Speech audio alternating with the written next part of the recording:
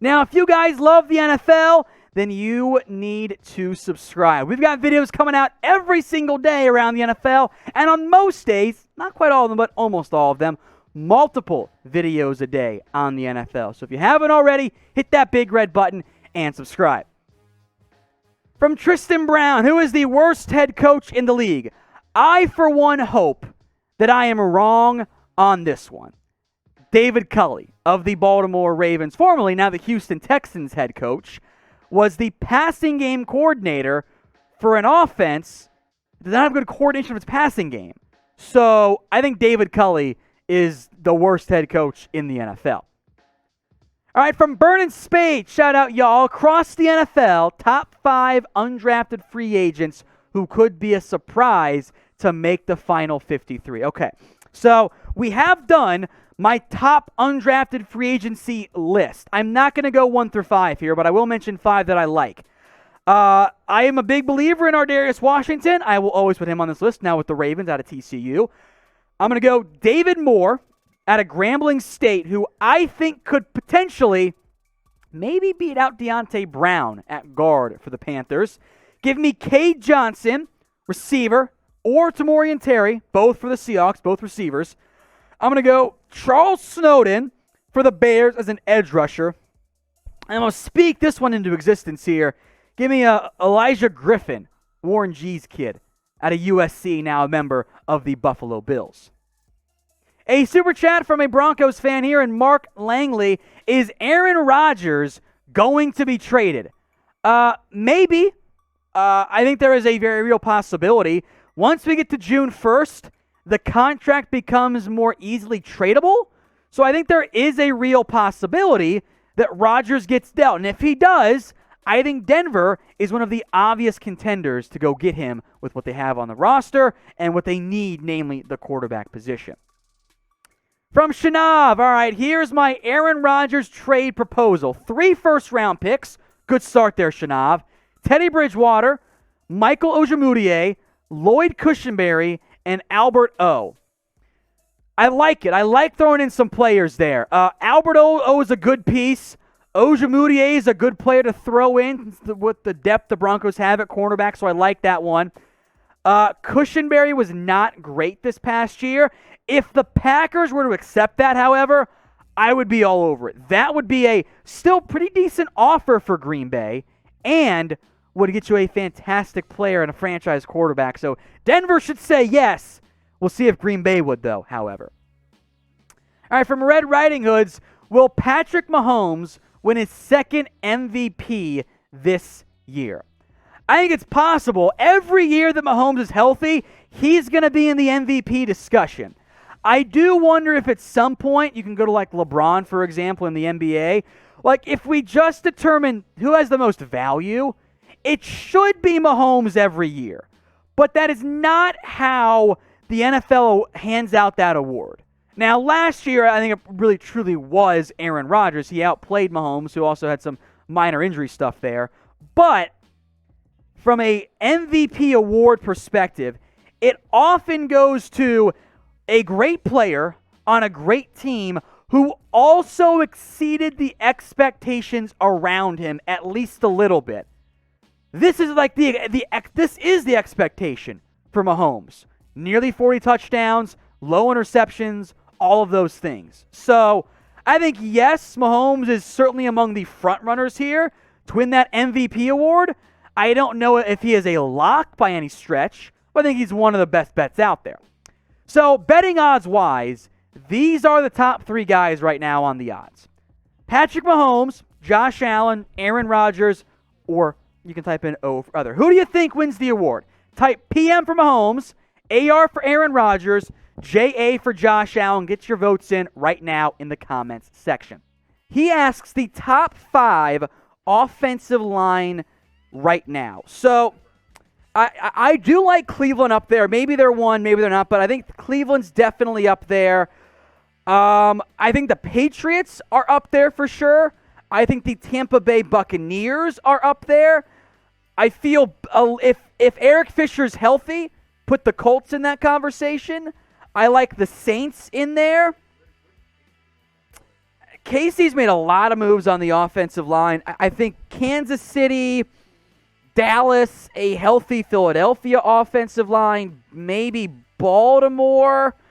If Green Bay gets David Bakhtiari back healthy, maybe the Rams are all kind of competing for that 5th spot there. But I think my top guys are teams are the Browns, the Patriots, the Bucks, and I think the Saints are at least my clear-cut top 5 or top 4, and that 5th spot is very much up in the air. From Alex M., who was flooding this question in earlier today, we were going to get to it, buddy, I promise you. Is Cornell Powell going to be better than Sammy Watkins for the Chiefs? I mean, again, I know there is the hype train around Cornell Powell. I think expecting better than Sammy Watkins, probably asking for too much for a day 3 guy. Is he going to be a good player? Yes. Instantly better? No, probably not. From Justin, the Falcons trade Julio. If so, what do they get and from who? Justin, my friend, there is a Julio Jones trade destinations video coming, so make sure you're subscribed and stay tuned. From Noah Hanna, a super chat, $2. Thank you, Noah. What do you think the Titans will do this year? I still think they're the favorite to win the AFC South until Carson Wentz shows he's not bad anymore. I think at that point, maybe the Colts are the threats, but I think Tennessee should still be one of the best free agents out there, or one of the best teams out there, in that division. A super chat from Marc Mueller. Hey, Tom, how are you, buddy? I'm doing great, Mark. Thank you again so much for asking here.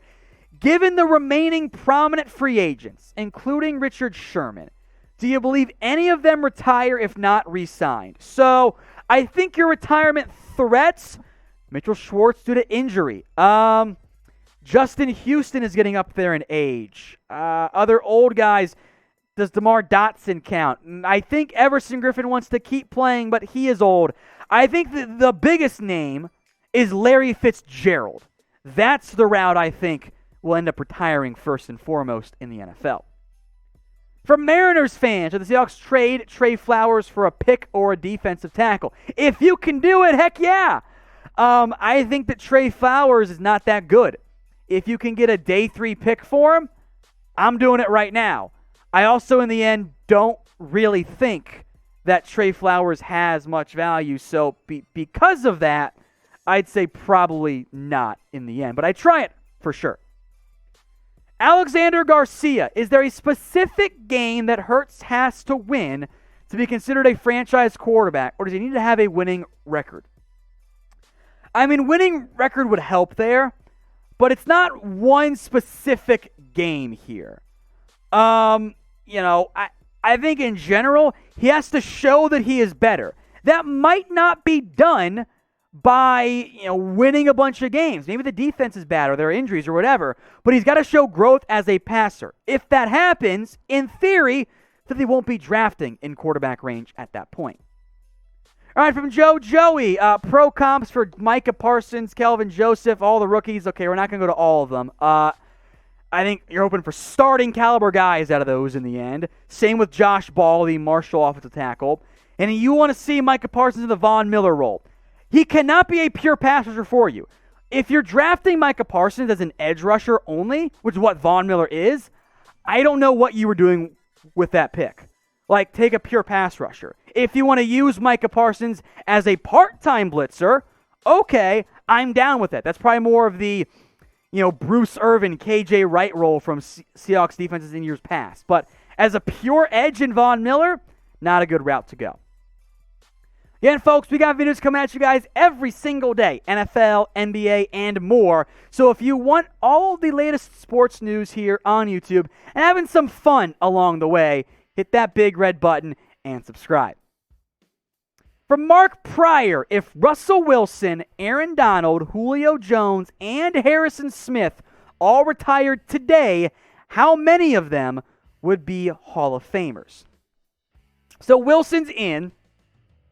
Aaron Donald's in. Julio Jones is probably in, but maybe on that one. Harrison Smith has a shot, but it's tough for safeties to get in. So of those 4, Harrison Smith has me the least confident in it. For Hyper 3 channel friend, do you think the Seahawks will make the playoffs because J.J. Watt, Aaron Donald are in their conference and because the Seahawks have a bad offensive line? Look, I am more concerned about the quarterback play. Like, yes, J.J. Watt is awesome and Aaron Donald are awesome too. But Donald's been in that conference for years. And the Seahawks have always been in the playoffs almost always. There was always a DeForest Buckner in that conference, right? So, yes, Donald and Watt are important. If the Seahawks don't make the playoffs, it's got less to do with the defensive line, which I actually think the offensive line is not that bad in Seattle. It has less to do with the presence of J.J. Watt and Aaron Donald, and more because Matthew Stafford and Kyler Murray were upgraded. So I think that's the area that you would be more concerned about if you're a Seahawks fan. From David Serta, Christian Kirk and a 3rd or 4th round pick for Gilmore. I don't have a great feel for what the trade value is of either of those guys, really. Maybe it's Christian Kirk and a 2nd or 3rd, but I think value-wise, actually in a pretty good spot there. So, David, I do like that trade idea at least a little bit. I don't know what the value is exactly, but I am intrigued by it. From Ma'am, this is a Wendy's, which, by the way, is not the quote. YouTube user, the full quote is dude. This is a Wendy's. It wasn't even sir, it was dude. Anyway, should the Falcons try to trade away Hayden Hurst? Are they going to plan on running 2 tight end sets? Is that their plan? If the answer is yes, then don't trade away Hayden Hurst. Now, don't get me wrong here. Kyle Pitts is the guy now for this team. Make no mistake about that. But, maybe that's not the path they end up pursuing. Maybe they want to use 2 tight ends. So, in the end, I'm open to it, but I think they probably keep him at least for now. All right, so your time to vote here. Good job, Jeremy. I'm getting this question in on the fly here. Should the Falcons trade Hayden Hurst? Get your votes in. Type T for trade him or type in K for keep. Get your votes in right now. From Robert Bruce, hello Tom, hello Jeremy. Do you think Patriots need a deep receiver threat besides Aguilar, Nelson Aguilar, and Kendrick Bourne or N'Keal Harry? I'm less worried about the vertical threat because they got that guy in Nelson Aguilar and Kendrick Bourne. I'm more concerned about a legitimate number 1 guy. That's the guy I would pursue if I were the Patriots. If it's via trade, that'd be great. At this point, it's a little bit tricky. For hype again here, when will Big Ben retire? By the way, we have a Steelers channel, folks, youtube.com/Steelers TV. I think Big Ben's going to give it 1 more year. I think after this season, when his contract is up, at that point, I think Big Ben calls it a career. So it's just this season for the Steelers. From the Wizard, great name. How soon are Lance and Fields thrown into the starting role for their teams? I think Lance, by the end of the year, if Jimmy Garoppolo struggles, I think they will make the move to Lance. Fields, I'm going to say by the midpoint of the season. I think that Jimmy Garoppolo probably a little bit better than Andy Dalton. I think Fields might be a little bit more ready than Trey Lance from just the jump of competition coming there. So, look, I am very curious to see which quarterback ends up getting the nod first, but we will see exactly what ends up happening in that area. From Cole Keller, I thought I'd heard that Rothschild was set to go up to 55 once the new CBA was ratified. Has it gone up or not? So I think what you're conflating with here is that during the week, teams can carry 55 players, and they could do that last year as well. However, the extra 2 guys come from the practice squad, and then they go back down afterwards. So if for all practical purposes, it is an expanded practice squad with 53-man rosters. That's where things are at as we sit. So appreciate the question there, Cole. Thank you very much. From KJ White, right burner 69. Okay, funny. Should the Seahawks go sign another center? I would explore it. I mean, I don't trust the offensive line for Seattle right now. I think that at least the center position, like Ethan Posick finally got a chance to start, but especially against the Rams and down the stretch, I thought he was bad. And I don't see real competition on this roster. Kyle Fuller? Not even the corner, but the center Kyle Fuller.